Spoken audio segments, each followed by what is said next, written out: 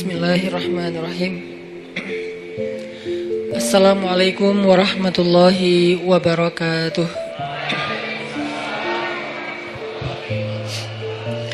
Alhamdulillahirabbil alamin. Alhamdulillahilladzi arsala rasulahu bil huda wa dinil haq liyuzhirahu 'alad dini kullih. Wa kafa billahi syahida. Asyhadu an la ilaha illallah wahdahu la syarikalah wa asyhadu anna Muhammadan abduhu wa rasuluhu la nabiyya ba'dah. Allahumma salli wa sallim wa barik ala sayyidina Muhammad wa ala alihi wa sahbihi ajma'in. Rabbi shrah li sadri wa yassir li amri wahlul 'uqdatan min lisani yafqahu qawli. Ahlan wa sahlan min jadid. Selamat datang buat teman-teman semuanya yang pada malam ini kita bisa kembali berkumpul di suasana cuaca yang cerah alhamdulillah, sehingga di depan teman-teman bisa nongkrong sambil menikmati sajian hidangan Allah Subhanahu wa taala. Dan hidangan Allah Subhanahu wa taala adalah ilmu dan hikmah. Jadi makanan yang kita butuhin itu bukan cuman makanan fisik. Gizi ataupun vitamin, nutrisi yang dibutuhin oleh seorang hamba itu bukan hanya nutrisi fisiknya berupa makanan, minuman, obat, herbal, sayur segala macam, tapi juga semua kita membutuhkan nutrisi hati. Lebih jelasnya lagi nutrisi iman. Karena yang menjadi lemah bukan hanya tenaga kita, tapi iman kita juga bisa menjadi lemah. Yang menjadi futur atau ngantuk bukan cuma mata kita, tapi basirah kita juga bisa menjadi ngantuk. Yang menjadi lupa bukan hanya akal kita, tetapi juga zikir kita juga bisa menjadi lupa.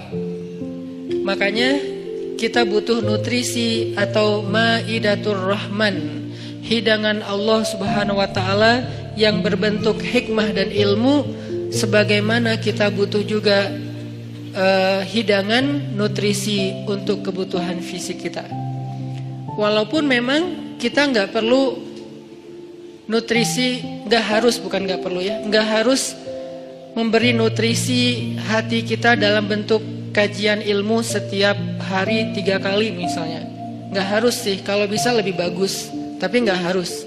Karena nutrisi hati ini bisa kita dapetin bukan cuma dengan duduk dalam majelis ilmu, bukan hanya duduk di dalam tongkrongan hikmah, tapi juga bisa kita dapetin dengan tilawah Al-Quran. Kita juga bisa dapetin itu dengan zikir. Zikir sesuai dengan masalah kita. Karena zikir kalau nggak sesuai dengan masalah tetap berpahala, cuman kurang berasa. Kayak kita lagi nggak lagi haus, tapi minumnya bukan air putih, minumnya misalnya kayak kopi gitu ya. Kalau teh tawar masih mending lah. Haus tapi minumnya kopi atau minumnya minuman yang berwarna. Jadi kayak belum memenuhi dahaga haus kita, padahal kita lagi haus. Kalau kita lagi kayak agak pusing, oke, minum kopi. Nggak semua juga sih ya, itu mas saya. Kalau pusing ngopi misalnya, kalau haus minum air putih. Kalau misalnya kayak lagi manja minum susu gitu. Kenapa Ustadz? Ya mungkin lagi kayak males aja yang berat-berat gitu kan, atau lebih manja lagi jus gitu kan ya. Nggak manja sih, itu sehat ya lah pokoknya. Yang jelas itu kan sesuai dengan kebutuhan kita. Gitu juga dengan zikir. Zikir itu nama Allah yang dipakai itu harusnya sesuai dengan masalah kita. Walillahil asma'il husna. Allah tuh kan punya nama-nama yang bagus, yang mulia, yang baik, yang keren gitu. Walaupun tidak terbatas 99, tapi yang dikenal oleh kita 99. Maka fad'uhu biha, maka berdoalah kepada Allah panggillah Allah. Ud'u itu panggil. Ud'u ila sabili rabbika, atau dakwah itu panggilan, memanggil. Berarti fad'uhu biha, panggillah Allah dengan nama itu. Jadi nggak harus selalu kita manggil Allah, ya Allah, boleh. Tapi ditambah juga, misalnya ya Jabbar. Panggilan buat siapa? Panggilan Allah, tapi buat memanggil Allah buat orang yang lagi apa? Yang lagi sakit hati. Pernah manggil ya Jabbar pas lagi sakit hati? Makanya sering sakit hati. Jabbar itu panggilan untuk orang yang lagi sakit hati, habis dikecewain. Dikecewain oleh apa? Banyak lah, tergantung circle kehidupan kita ya. Ada yang circle-nya lebih ke main, berarti disakitin sama gengnya. Ada yang circle-nya lebih ke romantis-romantisan, disakitin oleh mantannya. Ada yang circle hidupnya seputar masalah kerja, disakitin oleh vendornya, oleh partnernya, oleh teman bisnisnya. Soal circle family life kita disakiti oleh keluarga, anak, orang tua, pasangan, dan seterusnya gitu kan. Yang jelas ketika kita merasa disakitin, ketika kita merasa kayak dikecewain, panggillah Allah sebelum kita memanggil netizen. Kan kita suka manggil netizen dulu ya, posting, update status, story, terus storynya tuh curhatnya minta respon lagi tuh, dengan kasih polling lah, dengan request lah gitu kan. Baiknya gua putusin atau enggak ya, request gitu. Semuanya putusin, terus dia bingung. Gimana ya. Nah, sebelum kita istisyarah kepada netizen, karena netizen itu istisyarah, bukan istifta, bukan istikharah. Yang paling tinggi itu kan derajatnya dari 3 level. Meminta pendapat, nomor 1 tuh istikharah, minta pendapat Allah. Kedua, istifta, minta pendapat ulama, orang yang berilmu. Ketiga, istisyarah, minta pendapat orang yang lebih bijak dan berpengalaman, termasuk kepada teman kita atau followers kita atau geng kita, itu istisyarah. Sebelum kita istisyarah netizen, ya ayyuhal netizen, sebelum kita pakai kalimat itu, atau ya ustaz, bahkan sebelum ustaz, ya kiai, ya syekh, maka ya Allah. Panggil Allah Subhanahu wa ta'ala. Manggilnya gimana Ustadz? Salah satunya selain kata Allah pastinya, karena itu kalimat yang paling mulia, kita juga bisa manggil tematik. Ya Jabbar. Ya Jabbar itu bisa 2. Sebetulnya 3 maknanya Jabbar, tapi yang lebih common tuh 2. 1, dipanggil untuk masalah-masalah yang sifatnya bukan hanya besar, tapi kayak kekuatan. Misalnya kita ngedoain musuh-musuh Islam. Allahumma alaika bi'a'daika a'da'iddin. Allahumma alaika bil kuffar. Allahumma alaika biz zalimin. Ya Allah, kami serahkan kepadamu orang-orang zalim itu, gitu kan? Orang-orang zalim. Baru kita mengatakan ya Jabbar. Pasangannya biasanya ya Qahar. Ya Jabbar, ya Qahar. Arti Jabbar dalam konteks itu yang perkasa, yang memaksa. Ya Qahar, yang menaklukkan. Sehingga dipakailah kalimat Jabbar, Qahar, Aziz, kan kata-kata yang nama-nama yang perkasa gitu, untuk doa-doa yang sifatnya biasanya dipakainya dalam kondisi terzolimi. Ini doa-doa orang yang terzolimi. Kayaknya nggak perlu dihafal juga sih. Bukan nggak perlu dihafal, nggak perlu dipakai. Kenapa? Berharap kita tidak mendoakan orang yang zolim, kecuali yang dizolimi dalam urusan agama. Kalau dizolimi urusan pribadi sih, mending jangan mendoakan orang yang menzalimi. Kenapa? Rugi. Mending doain diri sendiri. Ketika kita punya kesempatan doa kita diijabah, jangan kasih doa itu untuk orang lain, rugi. Walaupun bentuknya mendoakan atas keburukan, tetap rugi. Mending kita pakai buat doain diri kita sendiri. Ya Allah, saya lagi dizalimin, mudah-mudahan. Nah gitu kan, berarti kan kita dapat kebaikan. Ya Jabbar, itu panggilan orang yang sedang sakit hati. Jadi satu artinya untuk orang yang lagi dizalimi, satu lagi untuk orang yang lagi hatinya kayak sedih, kayak disakitin. Gak sebesar zolim sih, cuman ya lumayan lah, bikin gak bisa tidur, bikin tumbuh jerawat gara-gara itu, gitu kan ya. Karena stres, terus bikin nambah uban, walaupun ada yang uban itu karena bijaksana. Ditutup. Jadi intinya adalah panggil Allah kalau kita lagi sakit hati dan dikecewain. Ya Allah, ya Jabbar. Salah satu doa minta disembuhkan kecewa dan sakit hati di dalam sholat adalah Rabbighfirli warhamni wajburni. Kalimat wajburni. Selama ini kita baca enggak? Kan? Tahu artinya? Hampir. Apa arti wajburni? Bukan paksa aku dong Allah, enggak. Padahal arti Jabbar juga yang memaksa kepada kehendaknya. Tapi kalimat wajburni, makna Jabbar di sini makna yang ketiga di antara tiga makna Jabbar, yaitu yang mengobati sakit hati. Jadi ketika kita berdoa, Rabbighfirli warhamni wajburni warfa'ni warzuqni wahdini wa'afini. Banyak banget ya. Luar biasa kita ya. Jadi kalau kita sholat aja tuh kita udah minta banyak hal ke Allah. Makanya pas berdiri, pas duduk itu jangan buru-buru. Rabbi, Allahu Akbar. Apaan? Malaikat juga bingung. Rabbi apa? Kamu dengar gak dia doa apa? Enggak. Oh kirain aku doang yang salah dengar, kata malaikatnya. Jadi kita kayak gak jelas gitu minta ke Allah. Rabbi udah gitu sujud. Karena terlalu buru-buru, nggak ada tumakninah, nggak ada tenang, nggak ada berhenti sebentar. Makanya Rabbighfirli warhamni wajburni. Bagian wajburni kalau bisa kayak gimana gitu, kayak agak menghayati dan kayak perasaannya dalam banget gitu. Wajburni. Tapi nggak gitu juga sih dalam sholat, bahaya, bid'ah, syubhat menyambar-nyambar. Intinya teman-teman, wajburni itu artinya kalau kita terjemahin, sembuhkanlah sakit hati saya. Atau bahasa lain juga bisa diterjemahin, hiburlah aku ya Allah, aku lagi sedih nih. Kalau kita ke teman gitu ya, hibur aku dong, gue lagi sedih nih.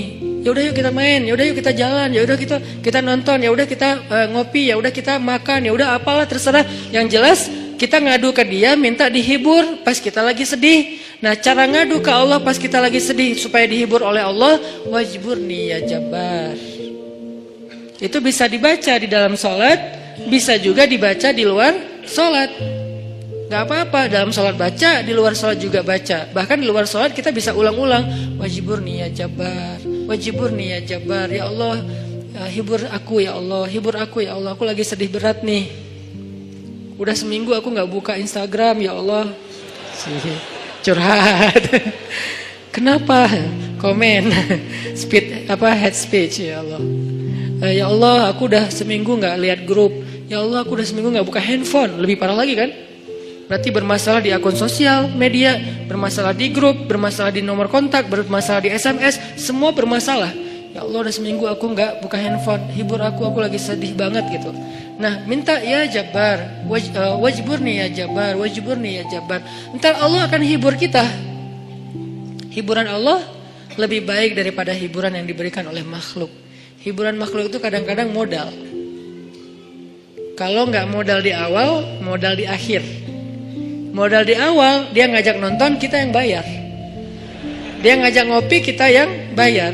Kalau modal di akhir, dia bayar, tapi nanti dia pamrih. Dulu kan pas lo lagi sedih, gue traktirin makan. Sekarang gue lagi sedih nih, sama aja kan ngemodal ya.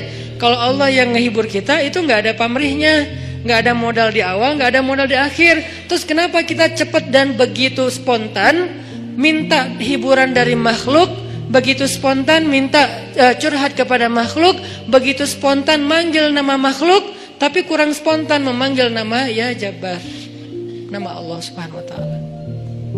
Ini kalau ngomongin kecewa, salah satu di antara Asmaullahil Husna, nama-nama Allah yang mulia itu adalah ya Jabbar. Sehingga kekecewaan itu jadi jalan buat kita untuk lebih akrab sama Allah. Kan kita tuh kayak, mungkin saya aja yang ngerasa gini, tapi banyak juga sih yang curhat kayak gitu. Kita tuh sering ngerasa akrab sama Allah tuh pas lagi ada masalah kan ya.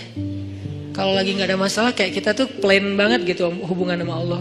Kayak misalnya hayya 'alas shalah, biasa aja, oh ya udah azan. Itu paling soleh tuh. Di bawahnya dikit, kok azan sih baru jam berapa? Di bawahnya dikit, kok azan sehari berapa kali sih, kok sering banget gua dengar. Padahal cuma 5 kali, dia kayak berasa sering banget gitu dengan azan gitu kan ya. Paling soleh juga, oh udah azan gitu kan. Tapi kalau lagi ada masalah, kita tuh kayak apa? Kayak perasaannya tuh kayak ini banget, sensitif banget dan akrab gitu sama Allah. Hayya 'alas shalah. Suara kakek-kakek juga berasa jadi suara vokalis jazz gitu. Si kakek-kakek kan agak-agak serak agak ala-ala rock gitu kan. Tapi kedengar ini suara azan merdu banget ya. Merdu apaan? Kakek-kakek yang biasanya enggak, gue dengernya kali ini dia merdu banget loh. Jangan-jangan dia lagi baper. Enggak, dia biasa aja. Kita yang lagi baper. Jadi apa yang kita dengar itu kayaknya tergantung perasaan kita. Pernah enggak dengar suara azan terus kayak sedih? Soalnya kasihan sama muazinnya gitu. Kok gitu ya azannya, kasihan ya. Kayaknya dia kayak nafasnya putus-putus gitu kan. Kalau tadi sih keren-keren sih. Yang tadi ikut challenge azan, hayya 'alas shalah, bagus lah. Tapi yang paling bagus emang azan itu habis diputusin. Itu tuh keren banget, baper tuh. Hayya 'alas shalah. Jadi dia kayak, kenapa sih lo giniin gua? Jadi tuh kayak lagi curhat banget gitu kan. Enggak, guyon. Intinya azan dengan hati, tilawah dengan hati. Kalau kita pakai hati dalam melantunkan ayat-ayat Allah, itulah sebaik-baik irama. Makanya kata Nabi, zayyinul Qur'an bi aswatikum. Hiasilah Al-Qur'an dengan suara kalian. Tapi para sahabat enggak semuanya suaranya bagus. Terus gimana tuh? Sementara Nabi nyuruh menghiasi Al-Quran pakai suara. Kata para ulama, sebaik-baik hiasan dari suara kita itu adalah suara yang membaca Al-Quran dengan iman. Saya tuh qori, dari kecil tuh udah ikut musabakoh. Jadi udah kayak masalah olah vokal tuh kita dari kecil tuh udah sering. Udah latihan serius sampai tingkat nasional, internasional. Jadi buat saya vokal itu kayak penting. Makanya kalau dengar orang misalnya kayak nyanyi kah atau dia tilawah kah, cukup satu vokal pendek aja udah ketahuan. Ini kayaknya nih kayak orang kayak blind audition ya. Kan yang blind audition tuh baru wah tuh keren gitu kan ya. Baru hahaha gitu, padahal belum kedengaran, tapi kok dia udah bisa nyimpulin, langsung dia pencet bahwa dia tuh ngelulusin gitu. Karena emang mungkin si jurinya ini udah punya ini banget, udah sensitif banget dengan suara. Nah, tapi saya sadar ternyata dalam membaca Al-Quran, nomor 1 tuh bukan suara. Sekeren apapun suara orang, masih kalah dengan yang nomor 1-nya apa? Iman. Ada orang baca Qurannya sederhana, Alhamdulillahirabbil alamin, Ar-Rahmanirrahim. Itu tuh keren banget suaranya. Dibandingkan Alhamdulillahirabbil alamin. Kalau pamer gak berasa di hati yang dengar juga. Dan yang membaca juga, kok suara saya gak enak banget ya. Walaupun kita tetap butuh kayak media, sound, mic. Kalau saya kan, buat saya sound mic itu kayak fardu ain ya, usul, termasuk hal yang penting gitu kan. Sehingga kalau saya mau ini, pasti mic dulu yang dicek. Bukan apa-apa, bukan mau gaya-gayaan kayak tadi misalnya. Tiba-tiba mic monitor nyala karena belum di setel. Kalau mau dinyalain, setel dulu. Padahal sebelumnya kan mic luar, mic dalam nih yang dinyalain. Kalau mic dalam dari tempat imam, kedengarannya tuh kayak suara dari langit gitu. Kalau monitor kayak suara dari mulut saya gitu. Jadi berasa dengar suara sendiri kan agak enak ya. Nah, makanya awalnya pas saya istau sufufakum, oke, itu istau sufufakum sebetulnya ada 2 fungsi. 1 lagi nyuruh ngerapiin soft, 2 lagi cek sound. Soft diluruskan dan dirapatkan. Kalau lama kayak Muzamil tadi, berarti pro banget tuh cek soundnya. Kita sholatnya adalah sholat yang terakhir, rapatkan soft dan segala macam. Berarti Muzamil pro banget ngelihat sound ini kayaknya gimana ya? Ini soundnya ada yang kayaknya di sana tuh ada yang ngadat deh, gaya banget ya. Artinya buat saya itu bukan gaya-gayaan teman-teman. Buat saya itu penting. Kita nggak tahu ya, yang sholat di antara kita ini mungkin ada yang pertama datang buat sholat, pengen dia berkesan, sekali-kalinya datang langsung berkesan sehingga jatuh hati dengan masjid, jatuh hati dengan sholat. Karena sholat itu buat saya konser paling kolosal di muka bumi. Kenapa kolosal? Karena yang mengikuti, yang nonton sholat bukan cuma manusia, tapi malaikat, terutama sholat subuh. Inna Qur'anal fajri kana mashhuda. Sesungguhnya performance imam di waktu subuh ketika sholat, itu terjemahan panjangnya ya, bahasa anak mudanya. Tolong dimengerti. Bahasa anak mudanya. Sesungguhnya performance imam di waktu subuh saat dia sholat, bahasa gampangnya, sesungguhnya bacaan imam di waktu subuh ketika sholat, masyhuda, ditonton. Kalau bahasa terjemahan kakunya, disaksikan. Sama nggak tuh? Sama kan? Disaksikan, saksikanlah. Itu kan bahasa TV yang dulu, baheula ya. Kalau sekarang, nonton gitu kan ya. Jadi kayak ditonton. Siapa yang nonton? Bacaan imam, performance-nya imam ketika subuh, Allah, malaikat. Coba DWP sama Tomorrowland yang nonton siapa? Ya kita di YouTube. Enggak. Yang nonton adalah penonton manusia, orang-orang yang belum dapat hidayah. Begitu si DJ-nya masuk, jreng, disuruh left, disuruh right gitu kan ya? Left, right kan gitu kan. Sholat kan gitu, Allahu Akbar, kan lebih keren. Kenapa kita di sholat gak serapi left right-nya konser Tomorrowland? Padahal mereka yang nyuruhnya DJ, kita yang nyuruhnya imam. Karena soundnya gak kedengaran ke belakang. Jangan suuzon sama makmum ya. Emang gak kedengaran. Imamnya udah 2 rakaat, makmumnya baru takbir. Kirain tadi imamnya kayaknya ini belum siap deh, jangan-jangan batal wudu dulu, ya udah kita tungguin. Padahal imamnya udah 2 rakaat. Kenapa makmumnya telat? Soundnya tuh nggak sampai ke belakang. Kita irit di bab sound, tapi boros banget di bab kubah masjid, menara masjid, warna masjid. Kadang-kadang cat masjid itu baru beberapa bulan, ini kayak mirip apa ya, kayak nggak srek gitu ya. Udah ganti deh cat masjid yang doff yang bagus, diganti hanya gara-gara seleranya berubah. Tapi mic-nya cuma puluhan juta. Kubahnya hampir 1 miliar. Orang lain untuk sound itu 1 miliar. Kenapa kok mic lebih penting daripada yang lainnya? Karena inilah activity nomor 1 di dalam masjid kan. Performance nomor 1-nya kan di mic oleh 2 talent. 1 imam, 1 lagi muazin. Muazin penting, imam penting. Muazin manggil orang di luar supaya datang. Imam biar bikin orang di dalam itu gak nyesel udah datang. Muazinnya keren, imamnya nggak keren, kan kayak nyesel gitu ya. Kirain tadi azan sholatnya seru, gitu kan? Kenapa nggak seru? Soalnya bacaannya salah-salah, suaranya kayak putus-putus gitu, kayak keselak lagi. Imamnya kasihan, gitu kan? Kita di belakang, aduh, udah lah Pak, kasihan Pak, udah aja ruku dah, gitu kan ya? Kayak nggak tega gitu sama imamnya. Tapi muazinnya bagus, makanya dua-duanya penting. Talent 1 muazin, talent 2-nya imam. Hayya 'alas shalah.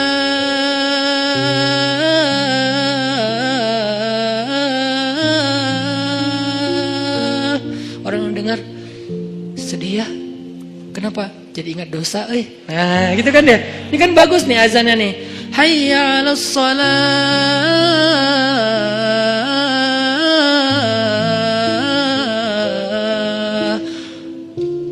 Surga tuh kayaknya indah juga ya dengar suara mah. Baru dengar suara, panggilan belum. Salamun salam. Ya ayyuhal mu'minun, ya ibadallah, panggilan malaikat. Kan suara malaikat pastinya keren ya. Gak ada yang fales dong, malaikat. Masa malaikat fales? Udahlah gua aja yang manggil. Kenapa? Lo suaranya fales kata malaikat. Kan gak mungkin kan? Panggilan yauma yunadil munadi mim makanin qarib. Hari ketika malaikat memanggil manusia dari tempat yang dekat. Tahukah kita apa tempat yang dekat? Tempat yang dekat itu adalah Masjid Al-Aqsa. Hari ketika malaikat berdiri di titik Masjid Al-Aqsa sekarang, memanggil seantero padang mahsyar, halummu ilayya, kumpul kalian semuanya di sini, kata malaikat. Jadi azan yang keren itu azan yang mengingatkan orang pada dosa, azan yang mengingatkan orang kepada akhirat, dan itu nggak bisa kalau nggak pakai hati. Nggak perlu ngeluarin 100% vokal, cukup 60%-nya aja. 30% dibantu sama sound, 10%-nya dipakai, 40%-nya dipakai dengan perasaan. Makanya saya senang banget kayak dulu masa masih punya halakoh kecil sama teman-teman, termasuk ada Muzammil, anak-anak ITB, kita kan kayak belajar dulu Muzammil mana Muzammil? Oh ada belajar makomat sama dulu sebelum ada pemuda hijrah, makomat sama belajar azan. Kita kayak mengcover. Jadi bukan cuma lagu yang di cover, kita mengcover azan. Cover azan Masjidil Haram Dagriri. Dagriri itu azannya tuh menurut saya azan of the year. 2018 azan terbaik itu nanti cari di YouTube, azannya Hamdi Ad-Dagriri kalau nggak salah namanya. Nanti azannya Al-Aqsa. Azan Al-Aqsa itu kayak lagi curhat. Al-Aqsa itu udah dirampas, kami itu teraniaya, kemana kalian wahai kaum muslimin, gitu. Seolah-olah tuh kayak manggil kita gitu. Dari irama-irama yang dipilih kan. Nah ini semuanya dengan hati. Makanya pakai hati aja udah terbaik. Balik lagi ke tema yang tadi adalah panggil Allah dengan lembut. Nidaan khafiyya. Zikru rahmati rabbika abdahu Zakaria idh nada rabbahu nidaan khafiyya. Ketika dia nada rabbah. Apa arti nada rabbah? Nada itu bahasa Arab, terus jadi bahasa Indonesia nada, tapi beda arti. Nada artinya memanggil. Nada dering, panggilan. Dering panggilan itu bahasa Arab. Iznada rabbahu nidaan khafiyya. Nada yunadi nidaan. Nida panggilan. Jadi kalau ada yang namanya nida itu adalah panggilan. Makanya kalau dia panggil, panggilan kamu siapa? Panggilan aku nida gitu. Itu panggilan, iya nida, iya panggilan ya. Ame gitu. Kalau ngerti bahasa Arab, kalau ngerti ya sama aja sih. Nah, yunadi nada rabbahu nidaan khafiyya. Memanggil dengan khafi. Khafi itu kayak lirih. Ya Allah gitu pelan-pelan. Terus khusyuk manggilnya. Berperasaan manggilnya, bukan ya Allah, itu mah kaget kali ya, bukan manggil Allah karena dia lagi curhat. Kalau mau curhat ya Allah, coba jadikan ya Allah ini kata favorit kita deh, dan jangan tunggu bermasalah baru lembut suaranya. Kalau lagi senang kayak ya Allah, enggak gitu sih. Kita lagi senang itu juga butuh Allah, teman-teman, yang kayak pekan yang lalu kan. Kita butuh Allah itu bukan pas lagi susah doang. Sarra dan dharra. Iza asabathum sarra wa iza asabahum dharra, sama-sama butuh Allah. Butuh Allah ketika susah, jelas kita paham. Butuh Allah ketika senang artinya apa? Supaya kesenangan yang Allah kasih itu jadi barokah, mubarak, jadi bertambah manfaat, jadi bertambah kebaikan, enggak jadi sia-sia. Nah kalau nikmat yang Allah kasih, kesenangan yang Allah kasih malah jadi bikin kita sia-sia, itu malah jadi musibah. Sehingga kita butuh Allah supaya dituntun, ya Allah saya punya rezeki ini diapain ya? Supaya bermanfaat nih. Kemana saya harus memberikan rezeki ini? Ke keluarga, ke diri saya sendiri untuk kebutuhan. Siapa lagi? Allah tuntun. Supaya kalau Allah tuntun, ketika kita mengalokasikan harta, rezeki, nikmat yang kita dapatkan, itu semuanya untuk kebaikan. Fa'ammal yatima fala taqhar wa ammas sa'ila fala tanhar wa amma bi ni'mati rabbika fahaddits. Kalau enggak, alhaakumut takatsur. Celaka gara-gara takasur, justru banyak nikmat yang Allah berikan. Jadi teman-teman, poin pertama bab kecewa. Kalau kita kecewa, saya yakin semuanya pernah kecewa dan mungkin masih akan kecewa atau bahkan lagi kecewa sekarang. Kelihatan dari muka-mukanya. Kecewa sama saya. Kenapa ceramahnya lama sekali? Jadi kalau lagi kecewa, apa poinnya tadi? Panggillah Allah. Ya Allah, ya Jabbar, wajiburni, hibur saya ya Allah. Hibur saya, hibur hati saya ya Allah. Gimana cara Allah menghibur hati kita? Allah menghibur hati kita itu dengan diberikan wajilat qulubuhum. Allah menghibur hati kita dengan dijadikan liyazdadu imanan ma'a imanihim. Allah menghibur hati kita dengan dijadikan apa? Tuma'ninatul qalb. Ala bidzikrillah tatma'innul qulub. Banyak cara Allah menghibur hati. Apakah Nabi pernah sedih atau kecewa? Kecewa pernah, sedih pernah di Al-Quran, direkam. Terus cara Allah menghibur hati Nabi yang lagi sedih atau kecewa gimana? Ya ayyuhal muzammil qumil laila illa qalila nisfahu awil qus minhu qalila أو زد عليه ورتل القرآن ترتيلا إن ناشئة الليل هي أشد وطئا وأقوم قيلا. Allah panggil Nabi ketika lagi sedih dan tidur. Ya ayyuhal muzammil. Ini dua kondisi Nabi lagi tidur dan dipanggil Allah. Satu, ya ayyuhal muddathir. Satu lagi, ya ayyuhal muzammil. Tidur kenapa Nabi? Bukan tidur, tertidur. Gara-gara capek seharian berdakwah dan capek seharian dibully. Dibully di mana-mana, pergi ke pasar, dibully di pasar, pergi ke tempat pertemuan, dibully di tempat pertemuan, pergi di sepanjang jalan, dibully di sepanjang jalan, pergi ke rumah keluarga besarnya, ke tetangganya, ke pamannya, ke sepupunya, dibully oleh tetangga dan keluarga besarnya. Kemanapun beliau pergi, beliau dibully, dihead, dihina, dicela seharian dari pagi. Satu kota Mekah ngebully beliau. Ada yang mengatakan beliau itu penyihir, ada yang mengatakan beliau itu pembohong, ada yang mengatakan beliau itu tercela. Muzammam, nama aslinya Muhammad, artinya terpuji, tapi diplesetin jadi Muzammam, artinya tercela. Atau orang salib dulu, pas perang salib menamakannya dengan istilah Muhammad. Apa Muhammad? Salah satu nama setan.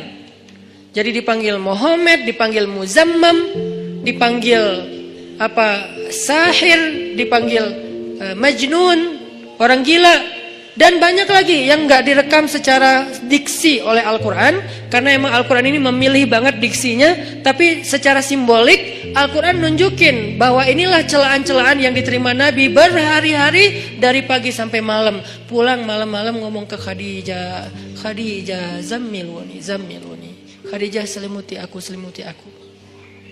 Khadijah pengertian, diselimuti Rasulullah, diusap-usap kepala Rasulullah.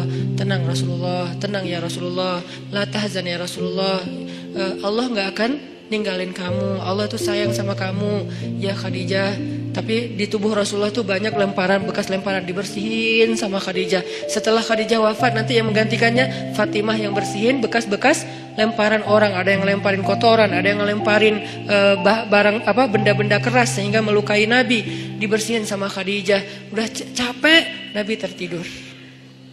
Udah beres urusan, dihibur oleh Khadijah.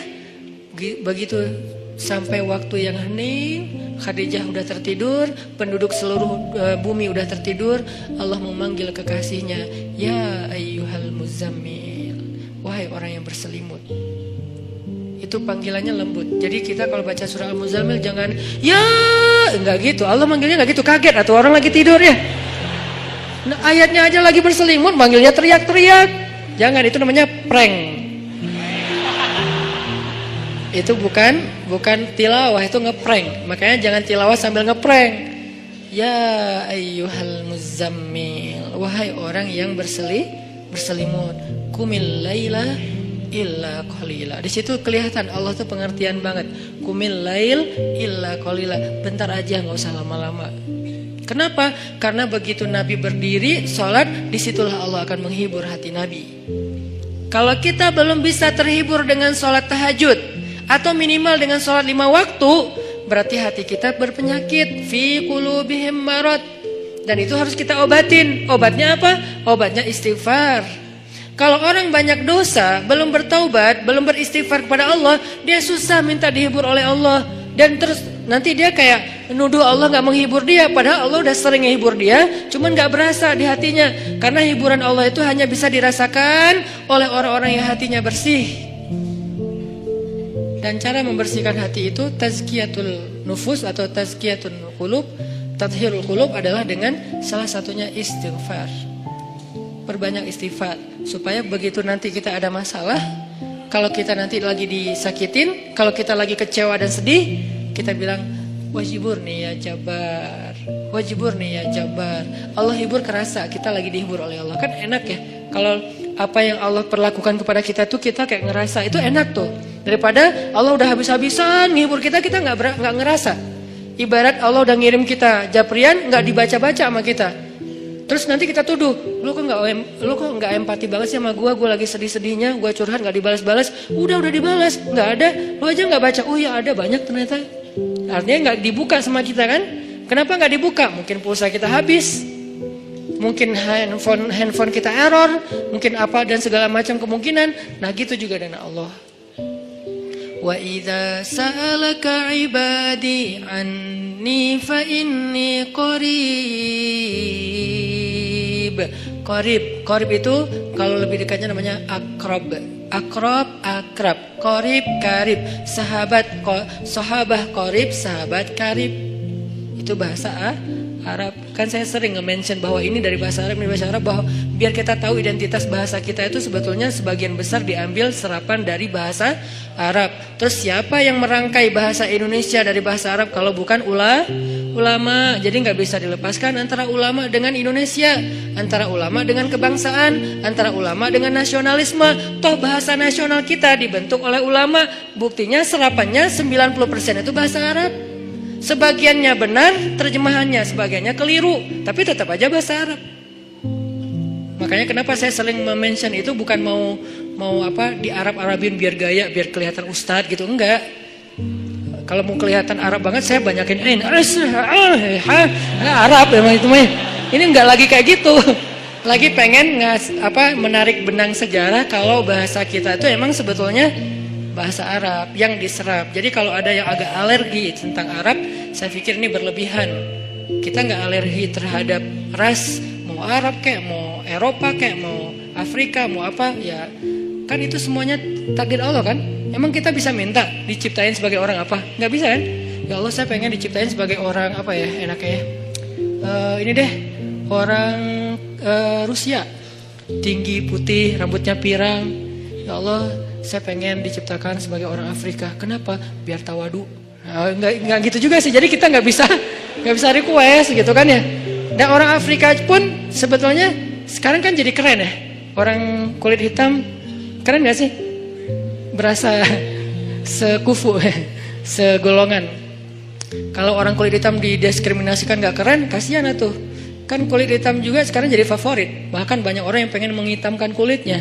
Ini artinya ya nggak bisa request mau jadi orang apa, sehingga kita nggak boleh benci golongan ataupun ras, karena dia diciptakan kayak gitu tuh bukan pengennya dia, itu namanya sunnatullah dan takdir, itulah ketentuan Allah. Kalau kita cela rasnya, berarti kita mencela pencipta ras itu, yaitu Allah Subhanahu Wa Taala. Dan ini termasuk larangan dalam hadis mencela nasab. Mencela nasab itu termasuk salah satu dosa besar. Balik lagi ke yang tadi, intinya bahasa kita emang diserap dari bahasa Arab. Nah, kita minta sama Allah. Kata Allah, inni qarib, aku dekat sama kamu. Ujibu da'watad da'i idza da'ani. Ujib dari kata jawab. Jawab bahasa Indonesia juga jawab. Jawabun, jawaban, jawabin, itu grammar. Terus salah satu yang diambil dari antara 3 bentuk grammar Arab itu kita ambil jawaban, ya, menunggu jawaban. Ada orang yang bisa mengatakan saya lagi menunggu jawabun, nggak ada kan ya? Ini agak-agak aneh. Jawabin atau ada tuh jawabinnya? Jawab berarti yang udah ada tuh jawabin. Jawabun mah belum ada ya. Jawabin atuh yang yang tadi. Nah oke, berarti itu bahasa Arab juga. Jawab, ban, bin sama aja. Ujibu, berarti bahasa Al-Quran sendiri itu sebetulnya tanpa baca terjemah, kalau kita tahu akar katanya, itu emang bahasa kita, bahasa Arab, bahasa Indonesia. Ujibu da'watad da'i idza da'an. Aku mengijabah, menjawab dakwah. Dakwah itu panggilan. Ujibu da'watad da'i idza da'an. Aku menjawab panggilan dai, orang yang memanggil kalau dia mendakwah atau memanggil aku. Jadi kalau kita bilang ya Jabbar, Allah langsung turun ke langit dunia, nyamperin kita, terus mengatakan ai abdi, ai abdi. Ai abdi itu artinya ada apa hambaku? Halaka hajah, kamu punya masalah hambaku? Itu namanya ujibu. Cuman kita nggak dengar. Sama kayak kita baca Al-Fatihah, bukankah Allah merespon bacaan kita? Alhamdulillahi Rabbil Alamin. Kata Allah, hamadani abdi, hambaku memuji aku. Gitu kan? Sampai selesai Al-Fatihah, satu ayat demi satu ayat Allah tuh ngerespon. Jadi kita kayak lagi chat sama Allah sebetulnya. Salat itu kan chat sama Allah. Makanya bahasa hadisnya ihsan. Kalau pengen salat kita yang ada kesan chat, berarti sholat kita tuh harus sampai ke level ihsan. Apa level ihsan? Anta abudallah ka'annaka tarah, fa illam takun tarah, fa innahu yarak. Ketika kamu bisa menghadap Allah, beribadah kepada Allah, seolah-olah kamu tuh ketemuan langsung sama Allah. Kan berarti kita lagi chat sama Allah, ketemuan langsung. Kalau nggak ketemuan langsung, kamu nggak ngelihat dia, maka yakinlah dia ngelihat kamu. Berarti kayak orang telepon atau kayak orang fit call. Cuman kamera depan kita rusak. Kamera depan dia kita nggak bisa ngelihat dia. Iya, kamera depan dia. Ya gitu deh pokoknya. Yang jelas adalah kita lagi chat sama Allah. Sehingga Allah tuh kalau kita berdoa jangan berpikir bahwa kita tuh ngomong sendiri terus nggak ada yang dengerin. Rabbana atina fid dunya hasanah wa fil akhirati hasanah wa qina adzabannar. Rabbi firli warhamni wajburni warfa'ni warzuqni wahdini wa'afini wa Allahu akbar. Ya nggak ada yang dengar seolah-olah enggak. Rabbi firli warhamni wajburni. Kalau kita sholat berjamaah Ustaz gimana? Pelan-pelan, imamnya kita mungkin slow motion. Kalau dia kan dicepetin tuh kan ya, jadi ya apa istilahnya tuh, cut to cut gitu kan. Gimana tuh caranya Ustaz? Sedapatnya, jangan dipercepat tapi tetap dapat kan. Rabbi firli warhamni wajburni. Belum beres, Allahu akbar, enggak apa-apa, tapi kita udah kayak tenang. Makanya kalau nggak puas tambahin dengan sholat sunnah. Begitu tahiyat awal, duduk tahiyat antara dua sujud, Rabbi firli warhamni wajburni. Lama wajburni teh 10 menit. Kenapa itu orang teh curhat sama Allah? Boleh nggak kayak gitu? Boleh nggak kita duduk di antara dua sujud setengah jam? Boleh. Apalagi sholat sunnah. Kecuali kita jadi imam sholat berjamaah. Jangan, kasihan. Anak udah nangis-nangis. Terus suami udah nunggu di depan ngeklakson-klakson. Terus sales udah habis promonya. Kan gak konsen sholatnya. Makanya kalau jadi imam yang bijak, ambil pertengahan. Makanya bacaannya juga jangan terlalu panjang. Kalau sholatnya sholat 5 waktu. Tapi terutama kecuali subuh yang paling panjang. Kalau sholatnya sholat tarawih, namanya juga tarawih dari kata roha. Roha bahasa Indonesia, rehat. Jadi tarawih itu artinya berehat-rehat. Kalau sholat tarawihnya sampai keringetan, namanya bukan berehat-rehat. Itu mah lagi nge-gym. Tarawih keringetan, harusnya kan tarawih itu kan tadi keringetan terus gara-gara tarawih jadi nggak keringetan ya. Itu kayak apa ya? Kayak bukan pemanasan, pendinginan.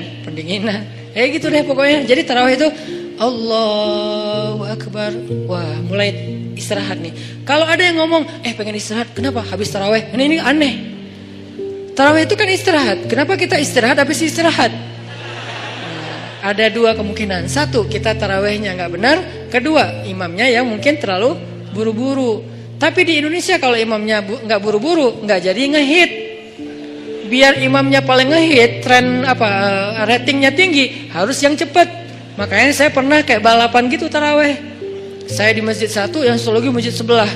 Takbir bareng, Allahu Akbar, Allahu Akbar. Oke, kita start bareng nih.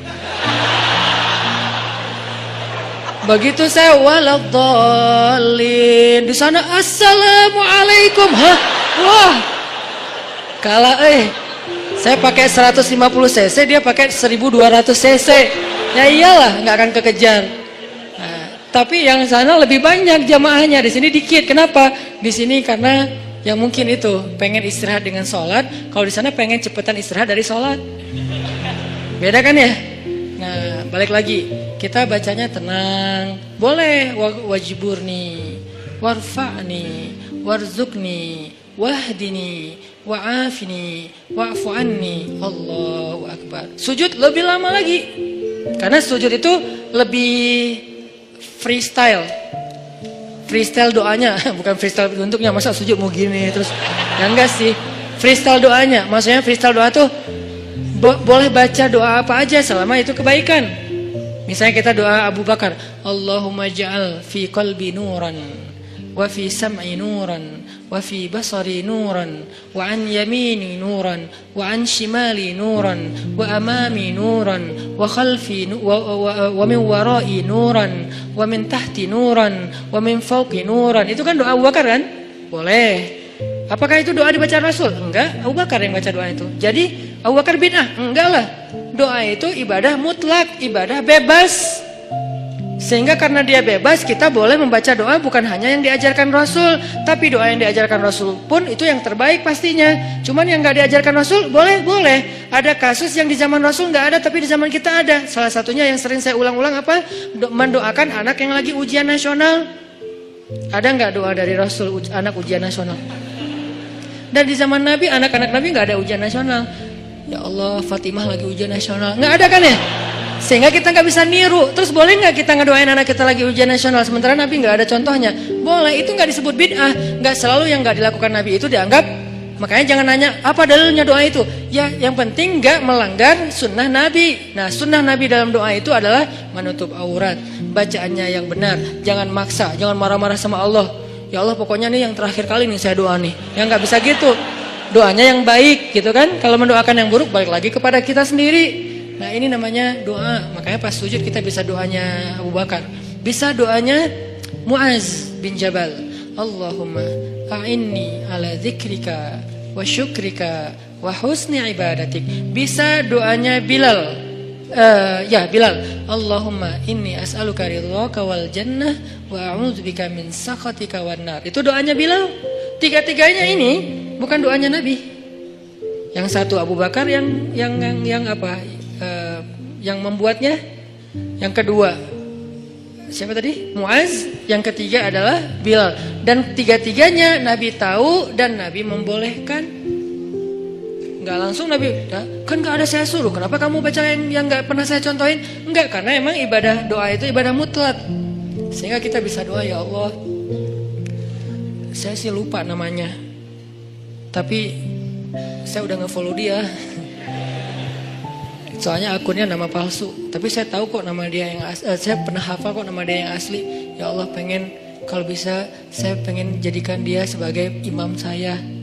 Kalau nggak dia pun yang mirip-mirip gitu. Nah, di dalam sholat gimana caranya? Ya jangan di dalam sholat sih, susah ngomongnya. Kalau bahasa Indonesia kan nggak boleh dalam sholat kan.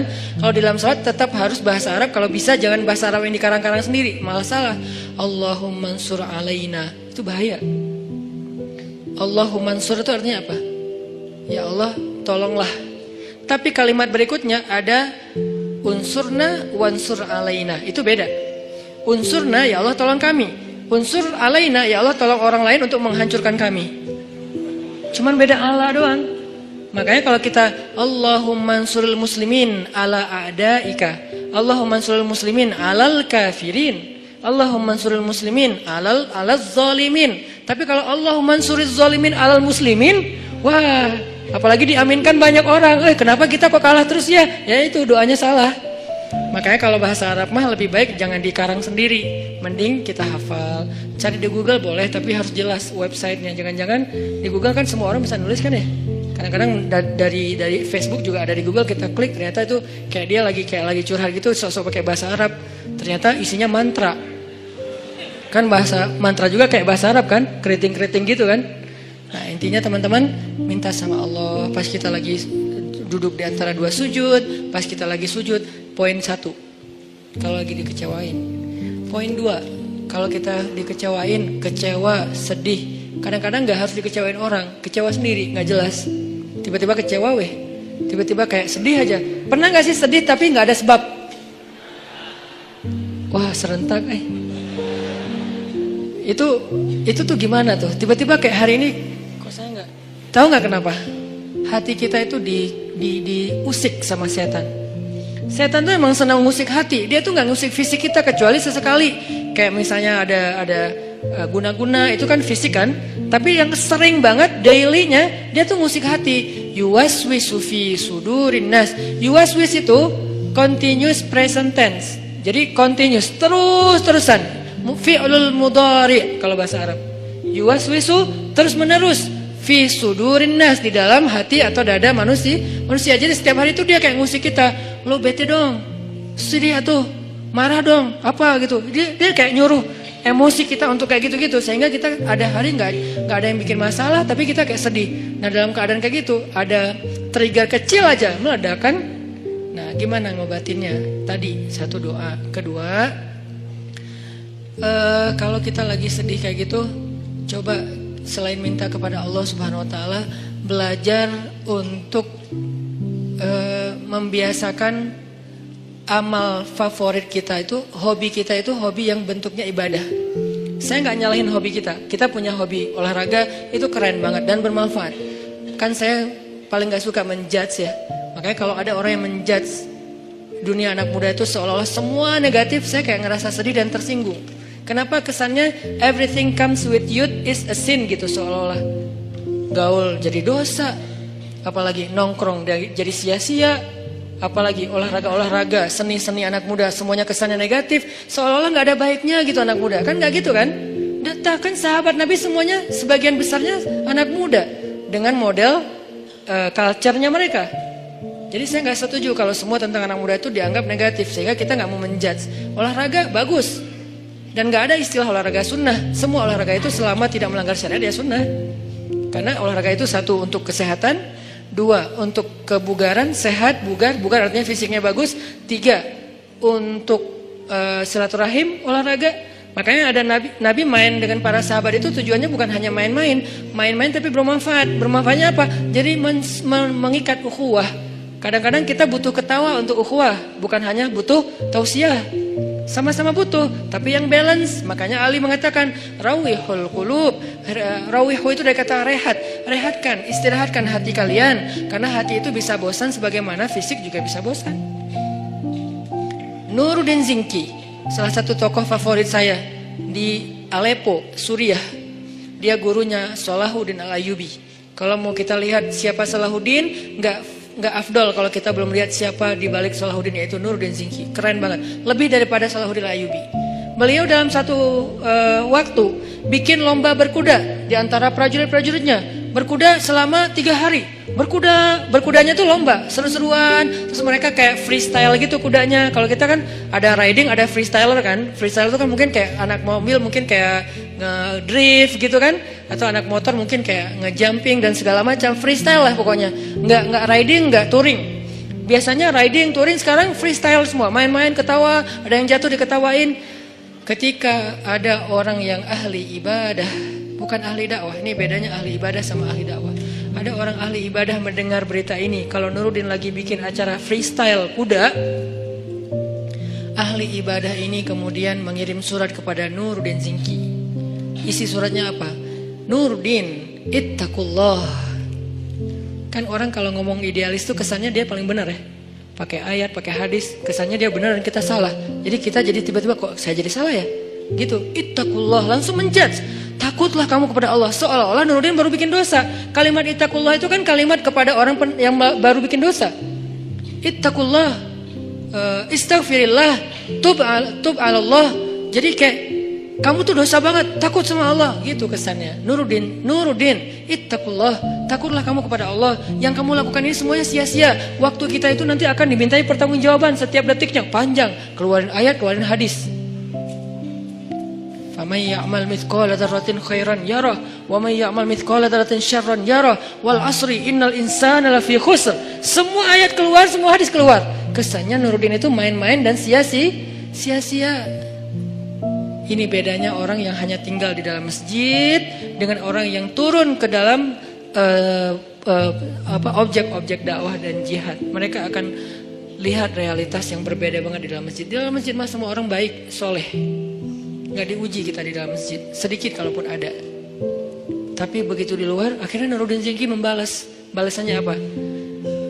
Akhi fillah, saudaraku karena Allah. Sebetulnya saya tidak ingin menyampaikan ini, tapi karena engkau sudah menuduh saya dengan tuduhan-tuduhan yang tidak benar, saya perlu tabayyun, kata Nuruddin. Kami itu udah berjihad berbulan-bulan, melintasi gunung-gunung yang tinggi, melintasi padang pasir, musim panas, musim dingin, menghadapi musuh-musuh yang berkali-kali lipat lebih banyak dari kami. Kami dan kuda-kuda kami sudah melihat darah tuh terus-terusan, setiap hari ngelihat darah, setiap hari ngelihat potongan tubuh manusia. Lelah, tidak tidur berhari-hari, kehausan, tidak minum kecuali beberapa tetes air saja dalam sehari. Kami itu sudah berjihad berbulan-bulan, kata Nuruddin. Sehingga saya melihat pasukan saya mulai stres. Kuda-kuda kami mulai stres. Kuda kalau stres susah dipakai. Jadi nggak akan sesuai dengan instruksi dari penunggangnya, kesatrianya. Dia stres, ngelihat musuh dari kejauhan. Kadang-kadang bukan ngelihat musuh, ngelihat pohon aja dikira musuh. Wah, banyak banget musuhnya, lari. Kuda stres kan bahaya kan, dan bisa membahayakan penunggangnya. Gimana mau rapi dalam soft jihad kalau kudanya pada stres, kayak nggak pernah diservis. Ibarat motor nggak pernah diservis, dibawa tuh sampai olinya udah kayak lumpur. Akhirnya kami bawalah, kalau bahasa kita, diservis. Diservis itu apa? Dengan cara, kalau diservis motor kita bawa ke bengkel servis nih, ganti oli, apa segala macam dibersihin, kayak gitu-gitu kan. Kalau servis kuda dibawa main.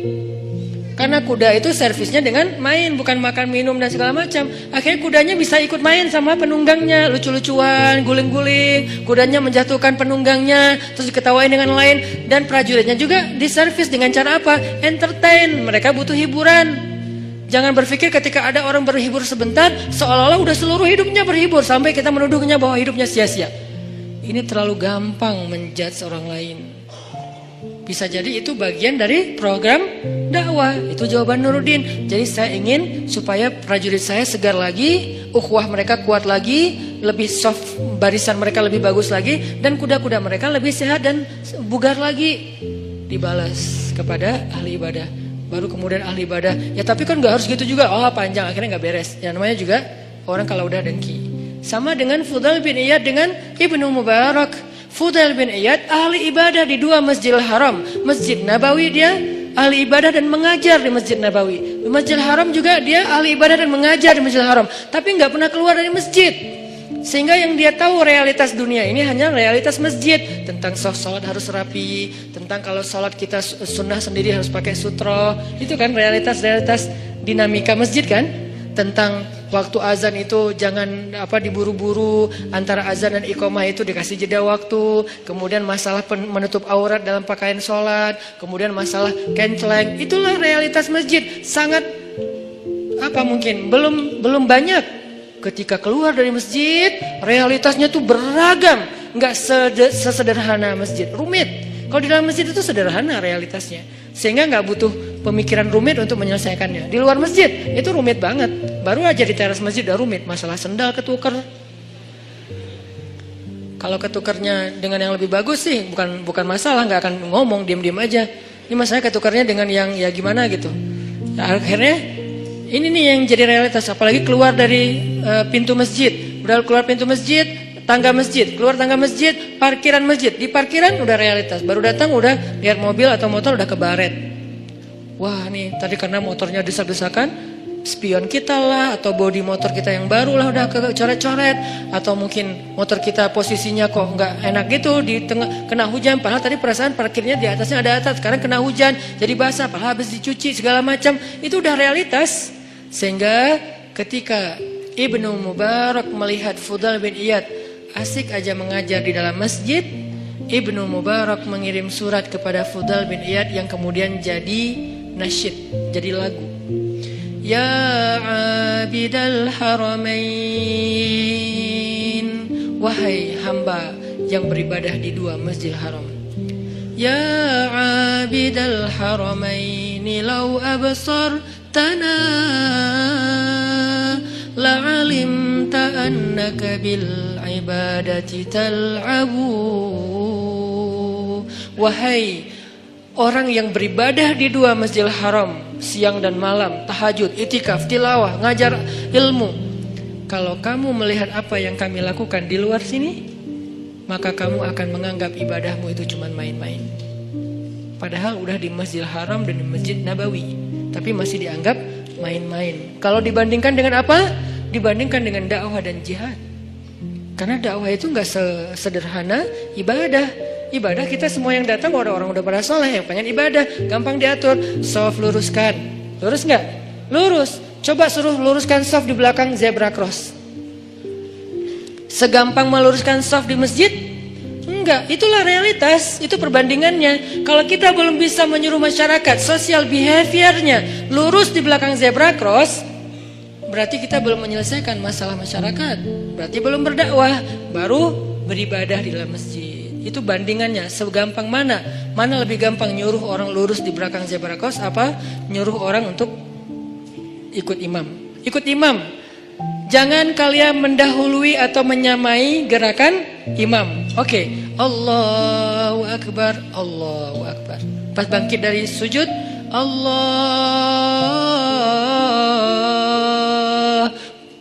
Bacaan imam itu panjang dan makmumnya belum yang benar ya, belum bergerak dari sujud, masih nungguin sampai bar, baru dia bar, beres bahasa Jawa. Jadi begitu imamnya Hu Akbar, baru makmumnya Allahu Akbar. Gampang nyuruh makmum kayak gitu. Coba jangan menyamai lampu kuning apalagi mendahului. Susah kan? Di traffic light kuning, merah, hijau. Jangan mendahului lampu kuning. Kalau merah mungkin agak gampang. Kuning aja. Di sana udah merah kan, ketahuan tuh ada kayak pantulan cahaya kan ya. Kalau di sana merah kan, di sini nggak langsung hijau kan? Di sini mah ada jeda beberapa detik lah. Di sana udah mulai kuning, wah, jalan kan ya. Di mana pelajaran shaf dan gerakan sholat yang kita katakan jangan menyamai dan mendahului imam. Makanya realitas di dalam masjid dengan di luar tuh beda. Sehingga kalau kita nggak pernah keluar dari masjid, kita terkesan idealis, tapi sebetulnya nggak tahu masalah.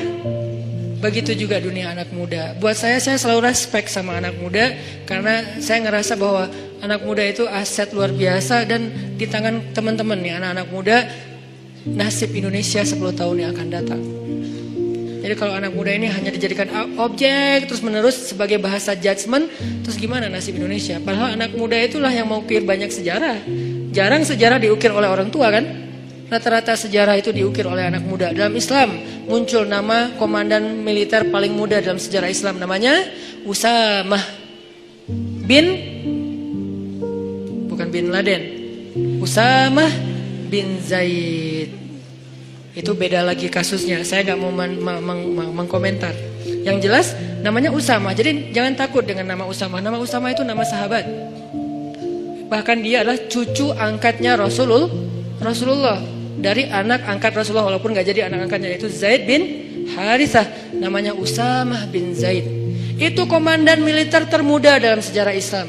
Usianya kalau gak salah 14 tahun. Kelas berapa? Kelas 2 SMP, memimpin pasukan militer. Bukan naik motor. Gak mau dibahas karena gak di-endorse. Jadi bukan naik motor terus pakai baju SMA terus kayak gitu-gitu, bukan. Saya nggak merujuk kepada sesuatu ya. Gitulah pokoknya. Ini memimpinnya naik motor sama naik kuda, lebih susah mana?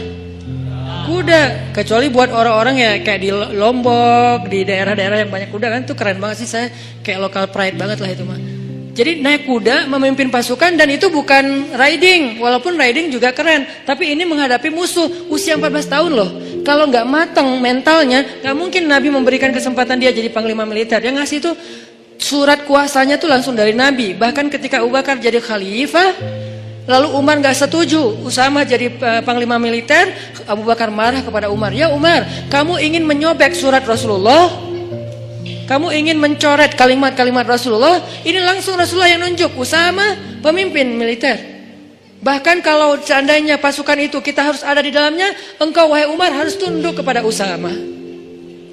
Nanti ada lagi yang membebaskan satu negeri yang selama beribu-ribu tahun gak bisa dibebaskan, usia 21 tahun. Muhammad, atau kita juluki Al-Fatih, bukan sang penakluk, sang pembebas. Karena terjemahan yang lebih tepatnya bukan penakluk tapi pembebas. Dia gak menaklukkan siapa-siapa, apalagi cewek. Kalau kita di zaman sekarang mungkin ada penakluk cewek gitu kan, ini gak membebaskan. Cewek dibebaskan, dari apa? Dari perbudakan, dari penghinaan. Muhammad Al-Fatih. Jadi anak muda itu harus diberikan apresiasi yang tinggi. Dan memang kita harus bangga, Indonesia ini harus bangga punya anak muda mayoritas sekarang. Tahun depan malah 70% penduduk Indonesia anak muda. Berarti kita bangga banget nih, negara dengan penduduk terbanyak anak muda di dunia dan muslim.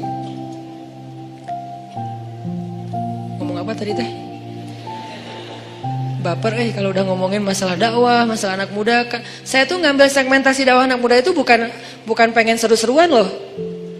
Teman-teman tahu saya dulu pakai jubah, pakai sorban, gini nih. Cuman dakwah itu bagus, tapi segmentasinya berbeda. Ada banyak segmen di luar sana yang nggak bisa diginiin. Bisanya diginiin dengan santai, kita temenan, kita main bareng. Dan itu bukan karena saya pengen, kayaknya Ustadz baru puber sekarang deh. Bukan. Ustadz kayaknya kurang nakal deh waktu muda, jadi pengen nakal sekarang. Ya enggak lah, dikit. Bukan karena itu saya mengambil segmentasi anak muda. Karena saya yakin teman-teman anak muda inilah, pemuda Indonesia inilah yang akan jadi wajah Indonesia 10 tahun lagi, 2024, 2029, inilah wajah Indonesia. Sehingga kalau kita pengen merubah Indonesia, kita harus mulai dari anak muda. Dan anak muda yang terbanyak itu bukan di dalam masjid kenyataannya. Kecuali sekarang mungkin, sebelum kita bikin tren hijrah, anak muda yang terbanyak itu bukan di dalam masjid, di luar masjid. Gimana cara bawa mereka ke dalam masjid kalau hanya kita berkoar-koar di atas mimbar? Saya tuh kalau khutbah Jumat dulu tuh, demi Allah gitu. Tapi anak muda tetap aja sepi. Malah yang bikin kaget, yang kakek-kakek kan kasihan, kaget. Apa sih kakek-kakek? Kalau anak muda digituin kan kayak seru, adrenalin gitu kan. Ini kakek-kakek digituin, kasihan atunya. Sesungguhnya kematian, ya Ustadz ya. Kematian lihatnya ke kakek-kakek. Nah ini udahlah, masa-masa itu saya udah beres. 8 tahun saya dakwah di Bandung dengan cara itu.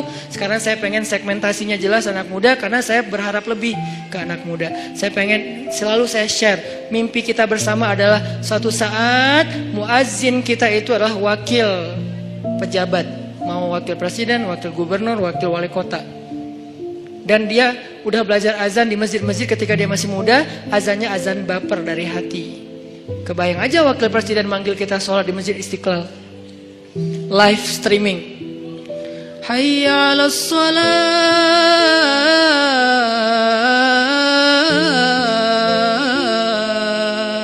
Siapa itu? Pak Wakil Presiden. Wah kan semangat ya se-Indonesia sholat berjamaah subuh ya.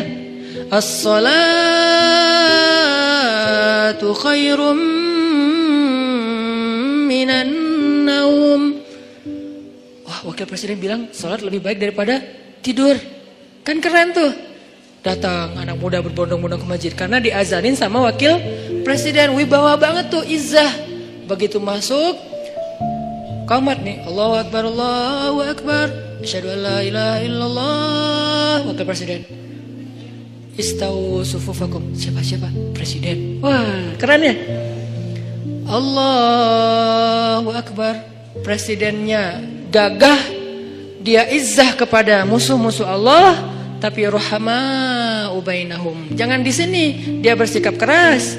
Masa kepada sesama kaum muslimin dia sifatnya asyidda? Kebalik atau ayatnya? Bukankah ayatnya asyidda wal kufar ruhama ubainahum? Ruhama, bahasa ruhama itu apa? Komennya ruhama, angger. Komennya ruhama, ngomongnya ruhama, di grup broadcastnya ruhama, kalau ketemu kaum muslimin itu ruhama. Kepada manusia rahmatan lil alamin. Kepada kufar, siapa kufar? Orang yang memerangi mereka, musuh-musuh yang zalim, seperti orang misalnya Israel yang menjajah Palestina, atau orang-orang zalim yang menyakiti kaum muslimin di Suriah, di Yaman, di Irak, di Rohingya. Itu asyidda. Jadi nggak ada salaman sama mereka, pelukan, senyum-senyum, asyidda sama mereka. Kalau ditarik, kita tarik balik. Berarti kan dia juara panco ya, presidennya. Kan ada tuh presiden narik-narik gitu kan. Nah kalau kita nggak kuat narik kan kayak kalah gitu kan. Alhamdulillah ada presiden kaum muslimin di satu negeri ditarik nggak bisa. Aduh berat ya udah deh nggak jadi gitu. Ini artinya asyidda, dia tuh syadid izzah. Tapi begitu sholat di antara kaum muslimin, Allahu Akbar, di situ nggak perlu nunjukin keras. Alhamdulillahi Rabbil Alamin. Enak banget loh sholat dipimpin presiden, bacaannya khusyuk, hafalannya banyak, sehingga dia bisa explore Al-Quran. Qul huwallahu enggak gitu sih, ayatnya panjang. Alif Lam Mim. Gua mah rela Al-Baqarah satu surat kalau presiden, gitu kan ya? Imamin, presiden yang imamin Al-Baqarah sampai dari subuh sampai duha. Ya nggak gitu juga kali Ustadz. Kan Al-Baqarah 2,5 jam tuh sampai waktu duha. Intinya itu mimpi. Saya sih bermimpi Indonesia tuh kayaknya bisa nih. Kayak sekarang aja bermunculan imam-imam muda dengan Muzammil and the Gangs. Sejak kita ramein hijrah ini kan jadi banyak nih. Muncul imam dengan rambut gimbal. Apalagi muncul imam anak muda, anak SMA, itu bisa banget. Dan mereka nanti pasti saya yakin akan jadi pemimpin-pemimpin masa depan. Kayak sekarang saya dekat sama teman-teman pemuda Pancasila, Sapma pemuda Pancasila juga. Kalau lagi dekat sama mereka ngobrolnya apa? Lo nyalek gak tahun ini? Ya insya Allah lo kayaknya masih mau main dulu deh, 5 tahun lagi gua nyalek. Berarti kan anak-anak muda sekarang lintas organisasi, mau dia PP, mau dia Karang Taruna, mau dia komunitas, sebetulnya kan calon pemimpin masa depan kan. Kalau mereka lahir dari rahim tarbiyah, kebayang aja pemimpin Indonesia 5 tahun lagi atau 10 tahun lagi. Lahirnya dari rahim tarbiyah. Gimana cara mentarbiyah Indonesia? Gak bisa bikin satu pesantren dengan ukuran sekian hektar. Harus bikin pesan_tren. Dan tren inilah yang jadi konten tarbiyah, mentarbiyah semua anak muda di Indonesia supaya semuanya secara fikroh lahirnya dari rahim tarbiyah. Secara hamasah lahirnya dari masjid. Secara rahmah lahirnya untuk kemanusiaan. Itu harapan kita. Itu tuh mimpi saya. Kenapa saya mengambil segmentasi anak muda? Itu bukan main-main. Jadi kalau saya tulis banyak main banyak manfaat, itu hasil renungan dan emang tujuannya main di sini tuh silaturahim, main di sini tuh touring, main di sini tuh olahraga. So, apa yang salah dengan itu? Yuk kita sama-sama kita ramein dakwah anak muda ini. Kenapa? Ini penting untuk 5 tahun 10 tahun lagi Indonesia. Kalau enggak kebayang, karena anak muda ini efek perbaikannya hebat, efek perusakannya juga yang nggak kalah hebat. Kalau orang tua ada di tengah-tengah aman. Jadi rusak ya gitu, baiknya juga ya gitu. Kalau anak muda baiknya keren banget, kalau dia jadi rusak juga innalillah banget. Makanya balik lagi kepada tema tadi, kecewa. Walaupun agak-agak gak nyambung sih, nggak apa-apa lah ya. Nanti diedit baru masukin YouTube. Kecewa. Poin yang kedua itu adalah cari satu hobi. Tadi mau ngomongin itu sebetulnya. Cari satu hobi yang bukan hanya entertain. Walaupun boleh, saya juga hobi entertain ada. Hobi kan harus nggak harus satu kan. Entertain ada hobinya. Olahraga ada. Hangout jalan ada. Tapi selain ini bagus semuanya. Tapi tambahin satu lagi, hobi ibadah. Ibadah tuh harus jadi hobi. Biar apa? Biar kita tuh bisa enjoy. Ambil aja salah satu deh, nggak usah banyak-banyak. Saya nggak minta teman-teman tahajud 11 rakaat 1 juz, nggak. Tilawah 1 hari 1 juz, nggak. Ambil yang paling ringan dulu deh, tapi jadiin hobi. Misalnya sholat duha atau sholat mutlak. Sholat mutlak kan lebih bebas lagi nih, kapan aja. Jadi pokoknya agak-agak nganggur dikit, sholat Allahu Akbar. Itu kalau sholat tanpa ada jadwal, bukan karena waktunya sholat, kita tuh kadang-kadang kesannya lebih free ride loh. Free ride-nya apa? Kayak nggak ada beban. Kan free ride tuh nggak terbeban dengan GoPro, nggak terbeban dengan 360, nggak terbeban dengan kamera, nggak terbeban dengan tele, kan gitu kan? Karena dia kayak gua mah pengen main aja, jadi nggak pakai bawa-bawa tim pencitraan. Dia mau ke gunung, nggak bawa tim kamera, dia di laut nggak bawa tim kamera, dia loncat dari tebing nggak muncul juga, nggak ada yang ngamerain, biasa aja, namanya free riders.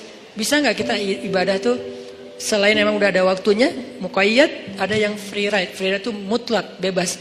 Sholat aja, nggak ada yang nyuruh, nggak ada yang maksa. Sholat itu kalau jadi hobi teman-teman, sebanyak mungkin sholat sunnah mutlak, itu akan jadi obat ketika kita kecewa. Tapi itu nggak bisa pas kecewa baru dilakuin, harus dibiasain dulu dari sekarang.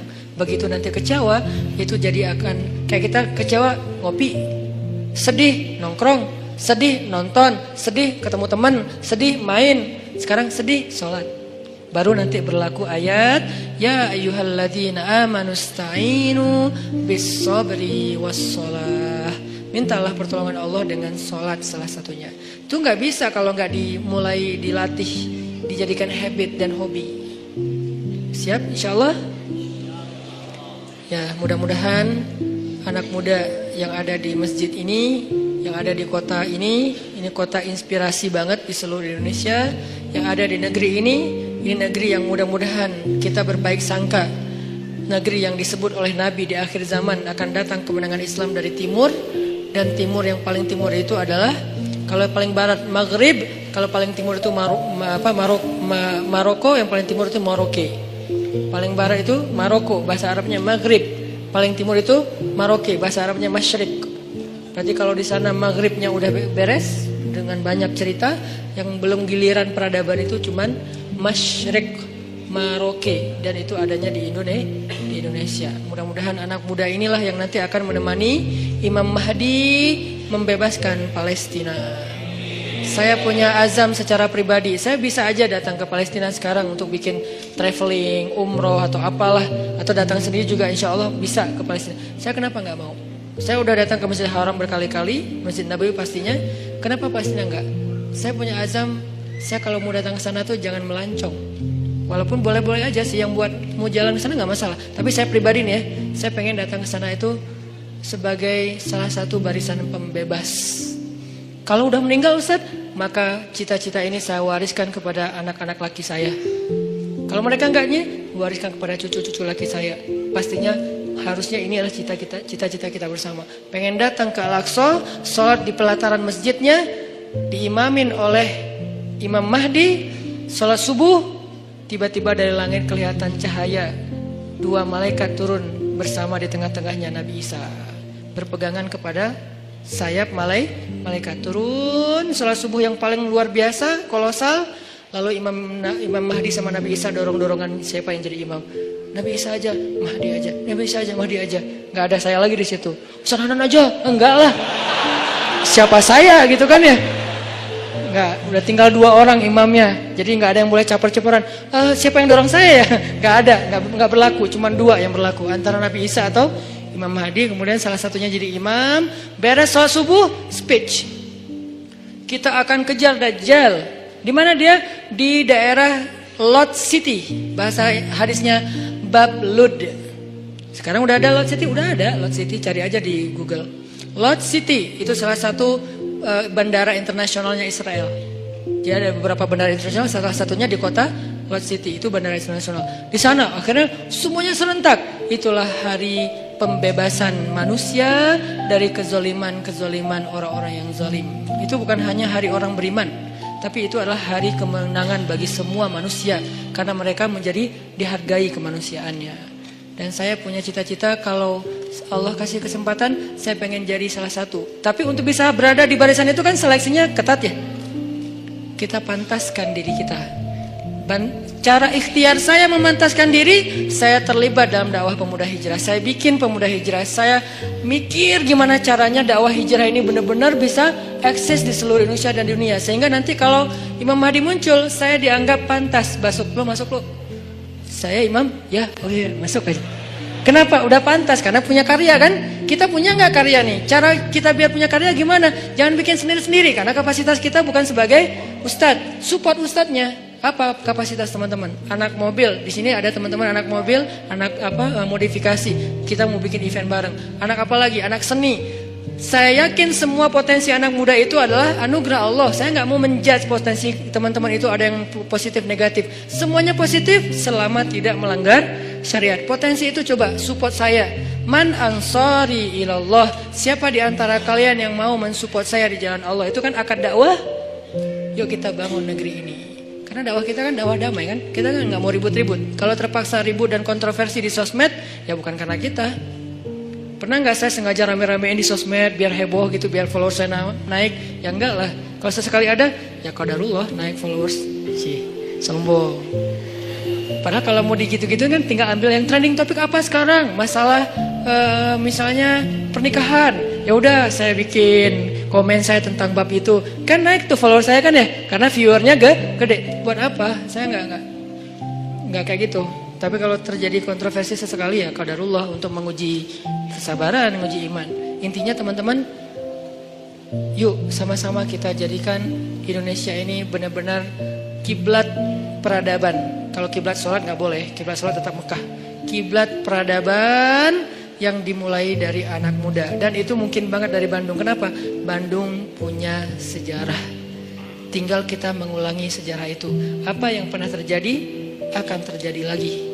Tidak ada yang baru di bawah matahari. Kata siapa Ustaz? Lupa, saya cari aja di Google. Mudah-mudahan bermanfaat.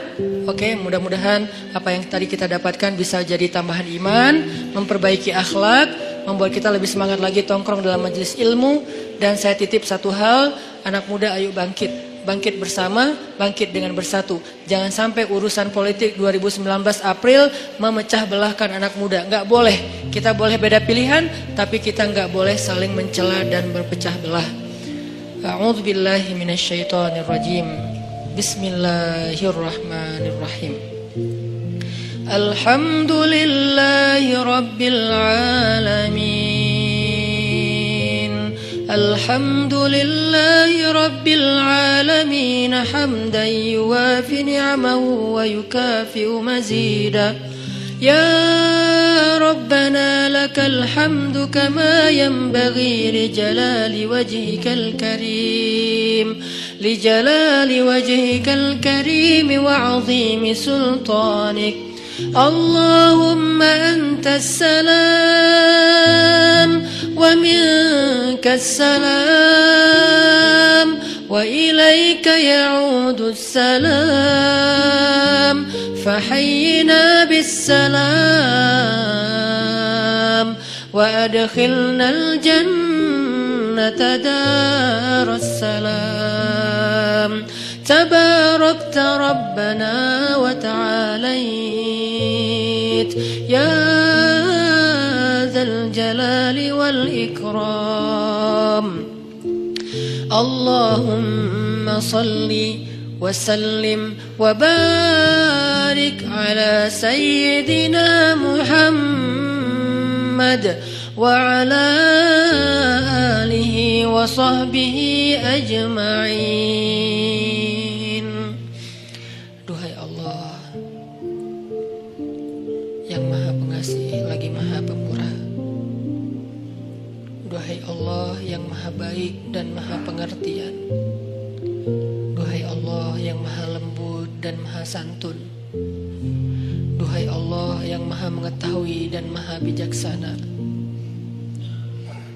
Inilah kami hamba-hambamu ya Allah, datang ke sini untuk berpasrah kepadamu ya Allah. Kami serahkan pikiran kami untuk Engkau tuntun kepada ilmu yang benar. Kami serahkan lisan kami agar bisa bertutur dan berzikir dengan nama-namamu yang mulia. Kami serahkan telinga kami agar mampu mendengar ayat-ayat dan hikmah-hikmah tentang kebesaran-Mu. Kami serahkan tangan kami agar mampu bermanfaat dan memberi sesuatu yang bisa menyelesaikan urusan hamba-hamba-Mu. Kami serahkan kaki kami agar mampu melangkah berjalan menuju rumah-Mu dan tempat-tempat yang Engkau ridhai. Kami serahkan hati kami ya Allah, agar hanya yakin kepadamu, agar Engkau penuhi hati itu dengan cinta terhadap akhirat melebihi terhadap dunia. Agar Engkau jadikan hati itu bergetar ketika nama-Mu disebutkan. Agar hati itu merasa menyesal terhadap dosa-dosa di masa lalu. Agar hati itu dipenuhi dengan iman. Kami serahkan hidup kami, agar Engkau tuntun kepada takdir-takdir baik yang Engkau putuskan untuk kami. Kami percaya ya Allah, Engkau tidak pernah menginginkan keburukan untuk hamba-Mu. Engkau tidak pernah sengaja memberikan musibah kepada hamba-Mu. Engkau tidak pernah sengaja menyakiti hamba-Mu. Engkau tidak pernah sengaja membalas hamba-Mu dengan kemurkaan-Mu. Karena kami yakin rahmat-Mu mendahului marah-Mu. Kasih sayang-Mu mendahului amarah-Mu. Sifat kasihan-Mu mendahului murka-Mu. Engkau tidak mungkin marah kepada hamba-Mu sebelum Engkau sayang kepada dia. Engkau tidak mungkin murka kepada hamba-Mu sebelum Engkau kasihan kepada dia. Engkau tidak mungkin mengambil nikmat dari hamba-Mu sebelum Engkau berlimpahi dia ya Allah. Karena sesungguhnya rahmat-Mu lebih luas daripada kemarahan-Mu. Kami berserah kepada-Mu ya Allah. Kami serahkan diri kami, hidup kami, jiwa kami hanya kepada-Mu ya Allah. Tuntun kami ke arah yang Engkau kehendaki. Kami pasrah, kami ikut ya Allah. Karena kami yakin Engkau tidak mengarahkan dan menuntun hamba-Mu kecuali kepada kebaikan di dunia dan akhirat bagi kami. Kami pasrah ya Allah terhadap keputusan-keputusan-Mu tentang sekolah kami, tentang kuliah kami, tentang pekerjaan kami, tentang usaha kami, tentang pertemanan kami, tentang perasaan cinta kami, tentang hubungan kami dengan seseorang yang istimewa bagi kami, tentang keluarga kami, tentang segala sesuatu tentang kami pasrah kepada-Mu. Tuntun kemanapun Engkau kehendaki ya Allah, karena kami yakin semuanya baik. Tidak ada yang datang dari-Mu kecuali kebaikan ya Allah. Inilah kami hamba-hamba-Mu, datang belajar di sini untuk bisa benar-benar istislam dan tawakal kepada-Mu. Benar-benar menjadi hamba yang inna salati wa nusuki wa mahyaya wa mamati lillah. Benar-benar ingin belajar iyyaka na'budu wa iyyaka nasta'in. Benar-benar ingin belajar menjadi hamba yang wa ma khalaqtul jinna wal insa illa liya'budun. Bimbing kami ya Allah agar kami bisa menjadi seperti itu. Jangan biarkan ada satu detik dalam hidup kami yang yang berjalan tanpa ada nama-Mu. Jangan biarkan satu detik pun dalam hidup kami, dalam waktu kami habiskan bukan karena-Mu. Jangan biarkan sejengkal tanah kami berjalan kecuali berjalan ke arah-Mu. Jangan biarkan satu pun ide yang kami pikirkan kecuali tentang kebesaran-Mu. Jangan biarkan satu rasa kami rasakan di dalam dada kecuali kagum kepada-Mu. Tuntun kami ya Allah. Ajarkan kami ya Allah. Kami sudah pasrah. Kami lelah dengan hidup pilihan kami sendiri selama ini ya Allah. Selama ini kami memilih adegan hidup kami, arah hidup kami sendiri. Kami tidak mau tahu tentang arahan dari-Mu. Kami tidak mau membaca ayat-Mu. Kami tidak mau mendengar nasihat dari orang-orang yang berdakwah di jalan-Mu. Kami tidak mau membaca hadis-hadis Nabi-Mu. Kami tidak mau tahu tentang-Mu ya Allah. Kami pilih hidup dengan pilihan kami sendiri. Seolah-olah kami lebih tahu daripada Engkau. Seolah-olah kami lebih mengerti yang mana baik dan mana buruk untuk diri kami daripada Engkau. Seolah-olah kami tahu segalanya ya Allah. Kami pilih pilihan hidup. Kami tentukan sendiri segalanya. Kami percaya tanpa-Mu kami bisa. Sehingga kami jarang bahkan hampir tidak pernah berdoa. Tapi pada akhirnya kami sadar pilihan itu membawa kami kepada kecelakaan. Pilihan itulah yang menuntun kami kepada dosa-dosa, yang dengan dosa-dosa itu tertutup hati kami, yang dengan dosa-dosa itu membuat kami jauh darimu, yang dengan dosa-dosa itu kami kehilangan nikmat ibadah dan tidak pernah merasa bahagia. Mungkin kami dapatkan harta, tapi kami tidak bahagia. Mungkin kami punya pasangan, tapi kami tidak akur. Mungkin kami punya keluarga, tapi semuanya sibuk sendiri-sendiri dan kami tidak utuh. Karena kami menentukan hidup kami sendiri dan tidak meminta bimbingan-Mu ya Allah. Kami lelah dengan itu, kami pasrah.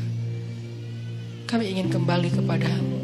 Pilihan-pilihan kami sudah kami tinggalkan. Pilihan-pilihan kami sudah kami abaikan. Kami tidak ingin lagi terjebak seperti dulu ya Allah. Bertahun-tahun hidup kami sia-sia.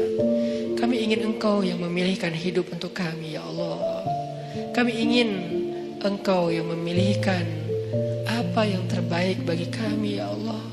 Kami ingin Engkau yang memilihkan pasangan hidup kami ya Allah. Karena yang terbaik adalah yang Engkau pilihkan. Kami ingin Engkau yang memilihkan pekerjaan yang halal untuk kami ya Allah. Kami ingin Engkau yang memilihkan hijab yang menutup aurat untuk kami ya Allah. Kami ingin Engkau yang memilihkan teman yang bisa mengingatkan kami ketika kami lemah. Karena Engkaulah yang sebaik-baik pemilih teman bagi hambanya ya Allah. Kami ingin Engkau yang memilihkan hari-hari kami, esok, lusa dan seterusnya. Pilihkanlah untuk kami. Kami ikut ya Allah. Jika Engkau panggil kami, lapangkan dada kami untuk bisa menerima panggilan itu dengan lega. Hayya 'alas shalah.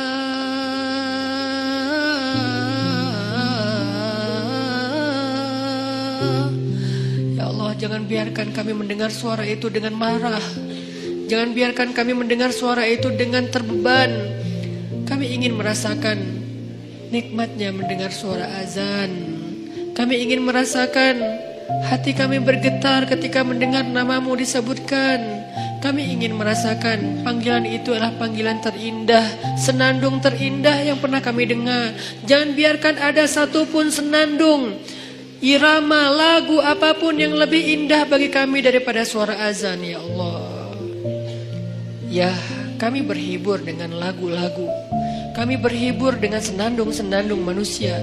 Tapi kami tidak mau senandung itu mengalahkan suara azan. Celaka kami jika kami mengganti suara azan dengan hiburan-hiburan makhluk ya Allah. Itu hanyalah kesenangan sesaat. Tetapi hiburlah kami dengan suara azan dan bacaan Al-Quran. La uqsimu biyaumil qiyamah. Hibur kami dengan ayat itu ya Allah. Fabi ayyi ala'i rabbikuma tukadziban. Hibur kami dengan ayat itu ya Allah. Ya ayyuhalladzina amanu, beri kami kemampuan untuk merasakan panggilan itu ya Allah. Seolah-olah Engkau memanggil kami secara pribadi. Jangan biarkan kami berpikir bahwa panggilan itu bukan untuk kami. Lalu siapa kami jika bukan orang beriman? Kenapa kami ketika dipanggil ya ayyuhalladzina amanu tidak merasa? Ketika dipanggil ya ayyuhal kafirun kami tersinggung. Apakah kami benar-benar kufur kepadamu? Kenapa kami lebih terkesan dengan kalimat ya ayyuhal kafirun daripada ya ayyuhalladzina amanu? Apakah selama ini kami kufur kepadamu ya Allah? Bimbing kami ya Allah. Kami berazam setiap pekan untuk selalu hadir dalam majelis ilmu ini ya Allah. Dan kami berazam perlahan-perlahan kami ingin mendukung dakwah agamamu ya Allah. Kami ingin melihat negeri ini di mana agamamu tegak di dalamnya. Karena tegaknya agamamu adalah tegaknya kemanusiaan. Menangnya agamamu adalah menangnya kemanusiaan. Karena tidak ada kezaliman di dalam agama ini ya Allah. Kami ingin melihat suatu hari nanti salah satu di antara kami yang ada di sini mengumandangkan azan untuk rakyatnya. Salah satu di antara kami yang ada di sini mengimami sholat untuk rakyatnya. Sebagai kepala negara, kepala daerah, atau pemerintah kota, atau pemimpin di dalam lingkungannya. Duhai Allah, wujudkan harapan-harapan kami, karena Engkaulah satu-satunya yang mewujudkan harapan. Menangkan kami atas orang-orang yang zalim, karena kemenangan orang yang beriman adalah kemenangan rahmatan lil alamin. Rabbana atina fid dunya hasanah wa fil akhirati hasanah wa qina adzabannar. Subhanakallahumma wa bihamdika asyhadu an la ilaha illa anta astaghfiruka wa atubu ilaik. Terima kasih buat teman-teman semuanya. Barakallahu fikum. Wassalamualaikum warahmatullahi wabarakatuh.